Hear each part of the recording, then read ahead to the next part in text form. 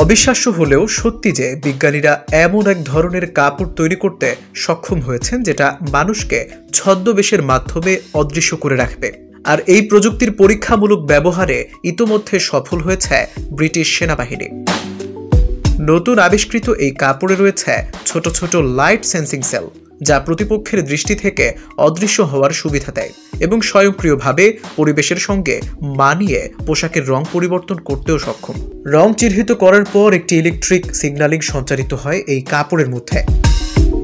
কাপড়টির একদম ওপরের স্তরটি হিট সেন্সিটিভ ড্রাই প্রযুক্তির তৈরি, যে কোনো রঙকে পাল্টে দিয়ে আশেপাশের পরিবেশের রং ধারণ করতে পারে, অনেকটা গিরগিটির মতো। তাই এই কাপড় গায়ে জড়িয়ে কোথাও স্থির হয়ে দাঁড়িয়ে থাকলে একটু সময় পর সেখানকার পরিবেশ অনুযায়ী রং পাল্টে ফেলে কাপড়টি। ফলে খানিকটা দূর থেকে কারো পক্ষে সহজেই বোঝা সম্ভব না যে সেখানে কেউ রয়েছে। কেউ এই কাপড় পরে যদি পাহাড়ে অবস্থান করে তাহলে তার কাপড়টি স্বয়ংক্রিয়ভাবে পাহাড়ের রং ধারণ করবে।